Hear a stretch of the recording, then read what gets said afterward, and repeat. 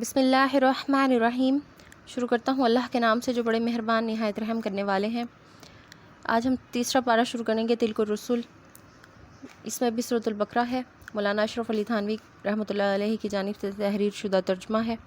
چلیے شروع کرتے ہیں۔ یہ حضرات مرسلین ایسے ہیں کہ ہم نے ان میں سے بعضوں کو بعضوں پر فوقیت دی ہے، مثلاً بعض ان میں وہ ہیں جو اللہ تعالیٰ سے ہم کلام ہوئے ہیں، یعنی موسیٰ، اور بعضوں کو ان میں سے بہت سے درجوں پر سرفراز کیا، اور ہم نے حضرت عیسیٰ ابن مریم علیہ السلام کو کھلے کھلے دلائل عطا فرمائے، اور ہم نے ان کی تائید روح القدس یعنی جبرائیل سے فرمائی، اور اگر اللہ تعالیٰ کو منظور ہوتا تو امت کے جو لوگ ان کے بعد ہوئے باہم قتل و قتال نہ کرتے، بعد اس کے کہ ان کے پاس امر حق کے دلائل پہنچ چکے تھے، ولیکن وہ لوگ باہم دین میں مختلف ہوئے، سو ان میں کوئی تو ایمان لایا اور کوئی کافر رہا، اور نوبت قتل و قتال کی پہنچی، اور اگر اللہ تعالیٰ کو منظور ہوتا تو وہ لوگ باہم قتل و قتال نہ کرتے، لیکن اللہ تعالیٰ جو چاہتے ہیں کرتے ہیں۔ اے ایمان والو، خرچ کرو ان چیزوں میں سے جو ہم نے تم کو دی ہیں، قبل اس کے کہ وہ دن قیامت کا آ جاوے، جس میں نہ تو خرید و فروخت ہوگی اور نہ دوستی ہوگی، اور نہ بلا اذن الہی کوئی سفارش ہوگی، اور کافر لوگ ہی ظلم کرتے ہیں، تو تم ایسے مت بنو۔ اللہ تعالیٰ ایسا ہے کہ اس کے سوا کوئی عبادت کے قابل نہیں، زندہ ہے، سنبھالنے والا ہے تمام عالم کا، نہ اس کو اونگ دبا سکتی ہے اور نہ ہی نیند، اسی کے مملوک ہیں سب کچھ جو آسمانوں میں ہے اور جو کچھ زمین میں ہے۔ ایسا کون شخص ہے جو اس کے پاس کسی کی سفارش کر سکے بدون اس کی اجازت کے؟ وہ جانتا ہے ان کے تمام حاضر اور غائب حالات کو، اور وہ موجودات اس کے معلومات میں سے کسی چیز کو اپنے احاطہ علمی میں نہیں لا سکتے، جس قدر علم دینا وہی چاہے۔ اسی کی کرسی نے سب آسمانوں اور زمین کو اپنے اندر لے رکھا ہے، اور اللہ تعالیٰ کو ان دونوں کی حفاظت کچھ گراں نہیں گزرتی، اور وہ عالی شان عظیم الشان ہے۔ دن میں زبردستی کافی نفسہی کوئی موقع نہیں، کیونکہ ہدایت یقیناً گمراہی سے ممتاز ہو چکی ہے، سو جو شخص شیطان سے بد اعتقاد ہو اور اللہ تعالیٰ کے ساتھ خوش اعتقاد ہو، یعنی اسلام قبول کر لے، تو اس نے بڑا مضبوط حلقہ تھام لیا، اور جس کو کسی طرح شکستگی نہیں ہو سکتی، اور اللہ تعالیٰ خوب سننے والا خوب جاننے والے ہیں۔ اللہ تعالیٰ ساتھی ہے ان لوگوں کا جو ایمان لائے، ان کو کفر کی تاریکیوں سے نکال کر یا بچا کر نور اسلام کی طرف لاتا ہے، اور جو لوگ کافر ہیں ان کے ساتھ شیاطین ہیں،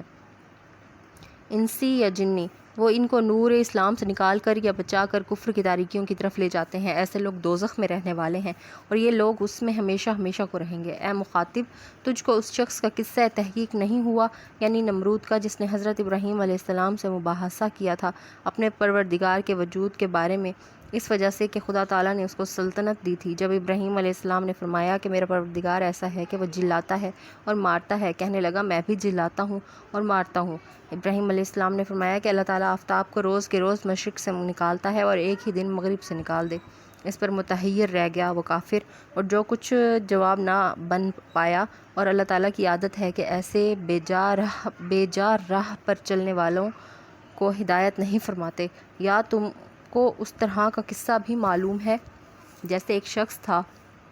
کہ ایک بستی پر ایسی حالت میں اس کا گزر ہوا کہ اس کے مکانات اپنی چھتوں پر گر گئے تھے، کہنے لگا کہ اللہ تعالیٰ اس بستی کے مردوں کو اس کے مرے پیچھے کس کیفیت سے زندہ کریں گے؟ سو اللہ تعالیٰ نے اس شخص کو 100 برس تک مردہ رکھا، پھر اس کو زندہ کر اٹھایا، اور پھر پوچھا کہ تم کتنے دنوں اس حالت میں رہا؟ اس شخص نے جواب دیا کہ 1 دن رہا ہوں گا یا 1 دن سے بھی کم۔ اللہ تعالیٰ نے فرمایا کہ نہیں، بلکہ تو اس حالت میں 100 برس رہا ہے، تو اپنے کھانے کی چیز اور پینے کی چیز کو دیکھ لے کہ نہیں سڑی گلی، اور دوسرے اپنے گدھے کی طرف نظر کر، اور تاکہ ہم تجھ کو ایک نذیر لوگوں کے لیے بنا دیں، اور اس گدھے کی ہڈیوں کی طرف نظر کر کہ ہم ان کو کس طرح ترکیب دیے دیتے ہیں، پھر ان پر گوشت چڑھا دیتے ہیں۔ پھر جب یہ سب کیفیت اس شخص کو واضح ہو گئی تو کہہ اٹھا کہ میں یقین رکھتا ہوں کہ بے شک اللہ تعالیٰ ہر چیز پر پوری قدرت رکھتے ہیں۔ اور اس وقت کو یاد کرو جب کہ ابراہیم علیہ السلام نے عرض کیا کہ اے میرے پروردگار، مجھ کو دکھلا دیجئے کہ آپ مردوں کو کس کیفیت سے زندہ کریں گے۔ ارشاد فرمایا کیا تم یقین نہیں لائے؟ انہوں نے عرض کیا کہ یقین کیوں نہ لاتا، لیکن اس غرض سے یہ درخواست کرتا ہوں کہ میرے قلب کو سکون ہو جاوے۔ ارشاد ہوا اچھا تو تم 4 پرندے لے لو، پھر ان کو پال کر اپنے لیے ہلا لو، پھر ہر پہاڑ پر ان میں کا ایک ایک حصہ رکھ دو، اور پھر ان سب کو بلاؤ، دیکھو تمہارے پاس سب دوڑے دوڑے چلے آئیں گے۔ اور خوب یقین رکھو اس بات کا کہ حق تعالیٰ زبردست ہیں، حکمت والے ہیں، اور جو لوگ اللہ کی راہ میں اپنے مالوں کو خرچ کرتے ہیں، ان کے خرچ کیے ہوئے مالوں کی حالت ایسی ہے جیسے ایک دانے کی حالت ہے، جس سے فرض کرو 7 بالیں جمیں اور ہر بال کے اندر 100 دانے ہوں۔ اور یہ افزونی خدا تعالیٰ جس کو چاہتا ہے عطا فرماتا ہے۔ اللہ تعالیٰ بڑی وسعت والے ہیں، جاننے والے ہیں۔ جو لوگ اپنا مال اللہ کی راہ میں خرچ کرتے ہیں، پھر خرچ کرنے کے بعد نہ تو اس پر احسان جتلاتے ہیں اور نہ برتاؤ سے اس کو آزار پہنچاتے ہیں، ان لوگوں کو ان کے اعمال کا ثواب ملے گا ان کے پروردگار کے پاس، اور نہ ان پر کوئی خطرہ ہوگا اور نہ وہ مغموم ہوں گے۔ ناداری کے وقت مناسب بات کہہ دینا اور درگزر کرنا 1000 درجہ بہتر ہے ایسی خیرات دینے سے جس کے بعد آزار پہنچایا جاوے، اور اللہ تعالیٰ غنی ہے، حلیم ہے۔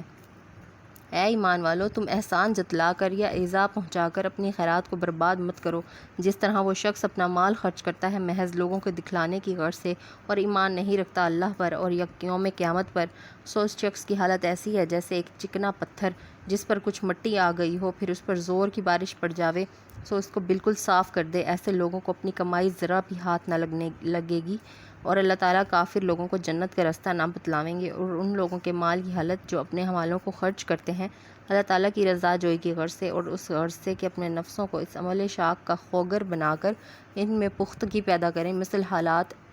ایک باغ کے ہے جو کسی ٹیلے پر ہو کہ اس پر زور کی بارش پڑی ہو، پھر وہ دونا چوگنا پھل لایا ہو، اور اگر ایسے زور کا میر نہ پڑے تو ہلکی پھوار بھی اس کو کافی ہے۔ اور اللہ تعالیٰ تمہارے کاموں کو خوب دیکھتے ہیں۔ بھلا تم میں سے کسی کو یہ بات پسند ہے کہ اس کا ایک باغ ہو کھجوروں کا اور انگوروں کا، اور اس کے درختوں کے نیچے نہریں چلتی ہوں، اس شخص کے ہاں اس باغ میں اور بھی ہر قسم کے مناسب میوے ہوں، اور اس شخص کا بڑھاپا آ گیا ہو اور اس کے اہل و عیال بھی ہوں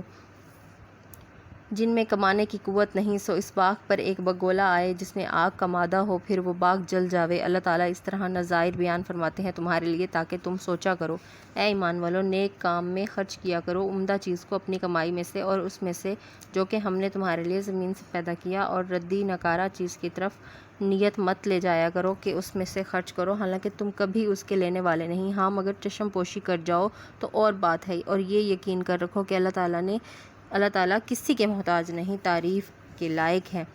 شیطان تم کو محتاجی سے ڈراتا ہے اور تم کو بری بات یعنی بخل کا مشورہ دیتا ہے، اور اللہ تعالیٰ تم سے وعدہ کرتا ہے اپنی طرف سے گناہ معاف کر دینے کا اور زیادہ دینے کا، اور اللہ تعالیٰ وسعت والے ہیں، خوب جاننے والے ہیں، دین کا فہم جس کو چاہتے ہیں دے دیتے ہیں۔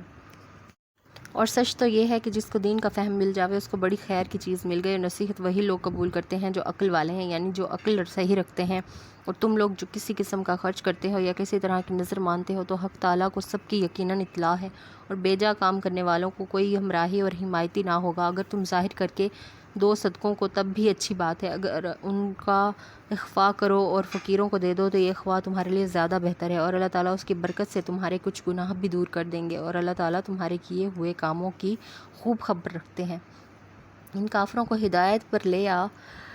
لے آنا کچھ آپ کے ذمہ فرض واجب نہیں، لیکن خدا تعالیٰ جس کو چاہیں ہدایت پر لے آویں۔ اور اے مسلمانوں، جو کچھ تم خرچ کرتے ہو اپنے فائدے کی غرض سے کرتے ہو، اور تم اور کسی غرض سے خرچ نہیں کرتے بجز رضا جوئی ذات پاک حق تعالیٰ کے، اور نیز جو کچھ مال خرچ کر رہے ہو یہ سب یعنی اس کا ثواب پورا تم کو مل جاوے گا، اور تمہارے لیے اس میں ذرا کمی نہ کی جاوے گی۔ صدقات اصل حق ان حاجت مندوں کا ہے جو مقید ہو گئے ہوں اللہ کی راہ میں، اور اسی وجہ سے وہ لوگ کہیں ملک میں چلنے پھرنے کا عادتاً امکان نہیں رکھتے، اور ناواقف ان کو توانگر خیال کرتا ہے